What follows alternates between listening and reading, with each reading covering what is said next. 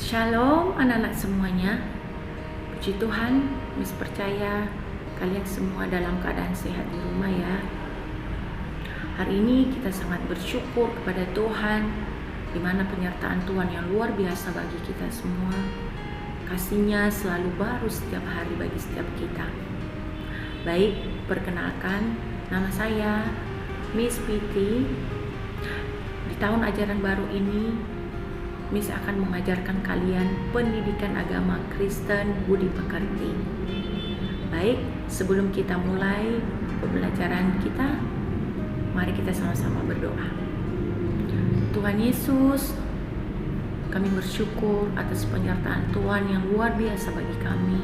Sampai saat ini pun Tuhan telah memelihara kami dan memberikan kami kesehatan hingga kami kembali belajar Tuhan. Pada saat ini agama Kristen, di mana tema pada saat ini adalah bertumbuh dan menjadi hikmat. Terima kasih Tuhan, biarlah penyertaan Tuhan, kemampuan yang daripada Tuhan Engkau berikan bagi anak-anak kami yang ada di rumah, biarlah mereka boleh mengerti tentang kebenaran firman-Mu. Terima kasih, kami bersyukur, di dalam nama Yesus kami berdoa dan bersyukur. Haleluya. Amin. Anak-anak sekalian, hari ini kita belajar tentang bertumbuh dan semakin berhikmat. Bahan Alkitabnya diambil dalam 1 Samuel pasal 3 ayat 19, kemudian pasal 2 ayat 26, dan lanjut 1 Korintus pasal 3 ayat 1 sampai 9. Anak-anak, gambar di atas adalah merupakan pertumbuhan manusia mulai dari balita sampai nenek-nenek. Selanjutnya kita akan membahas pengertian tentang bertumbuh. Kata dasar bertumbuh adalah tumbuh. Menurut Kamus Besar Bahasa Indonesia, tumbuh adalah timbul atau hidup dan bertambah besar atau sempurna. Ini tentang benih tanaman. Kalau bagian tubuh seperti rambut, gigi. Kalau tentang penyakit, dia seperti bisul atau jerawat. Chili Davis, seorang pelatih bisbol Amerika Serikat, pernah mengatakan bahwa growing old is mandatory, growing up is optional. Dalam bahasa Indonesia, ungkapan ini dapat diterjemahkan demikian: bertambah umur sudah seharusnya terjadi, namun menjadi dewasa adalah pilihan. Maksudnya, setiap orang pasti bertambah usianya.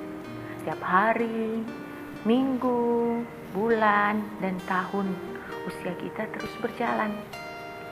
Kita juga tidak mungkin menghentikannya sampai tiba waktunya ketika kita menutup mata dan meninggal dunia.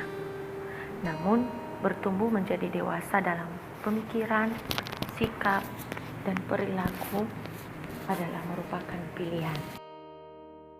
Abraham Lincoln, Presiden Amerika Serikat, pernah mengatakan bahwa yang penting bukanlah tahun-tahun dalam hidupmu, melainkan hidup yang kamu jalani di dalam tahun-tahun usiamu itu. Nah, di sini kembali kita melihat bahwa bukan panjang usia atau sejauh mana umur kita sekarang, melainkan bagaimana kita mengisi tahun-tahun usia itu dengan hal-hal yang bermanfaat bagi diri sendiri maupun orang lain. Nah, anak-anak, dari kisah Samuel juga kita bisa belajar. Mari kita sama-sama lihat dulu dalam Alkitab. 1 Samuel pasal 3 ayat 19, di sini dia katakan, dan Samuel makin besar dan Tuhan menyertai dia, dan tidak ada satupun dari firman-Nya itu yang dibiarkannya gugur. Anak-anak, perlu kita ketahui bahwa Samuel juga mengalami pertumbuhan sama seperti kita, dan dia juga mengalami pertumbuhan psikologi seperti kita. Kita perlu tahu ayahnya adalah Elkana dan ibunya adalah Hana, di mana ibunya Hana membawa dia kepada Imam Eli yang tinggal di Silo.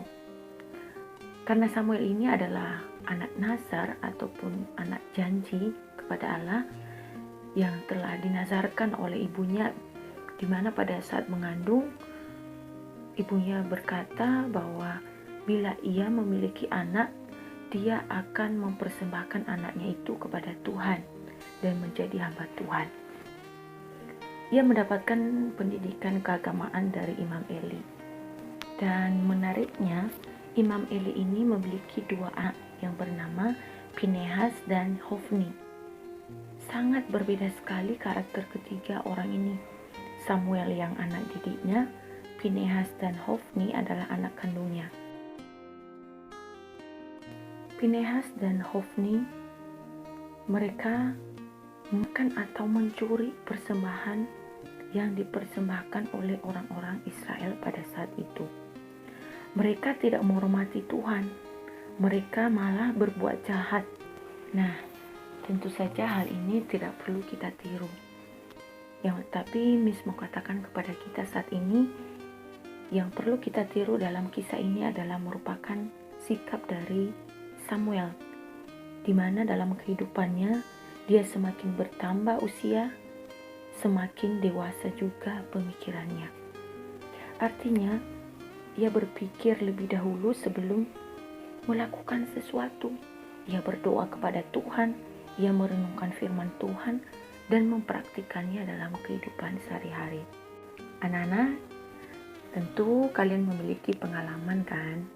Nah, saat ini Miss minta kalian menuliskan pengalaman yang paling mengesankan di hari ulang tahun kalian. Dan kalian lihat perubahan apa yang kalian rasakan dan bandingkan di saat kalian berada di kelas 7 sampai kelas 9 dengan kelas 10 sekarang ini, baik secara fisikmu maupun secara psikologismu. Nanti di pertemuan berikutnya, Miss akan dengarkan pengalaman kalian masing-masing. Oke, anak-anak, sampai di sini pelajaran kita hari ini.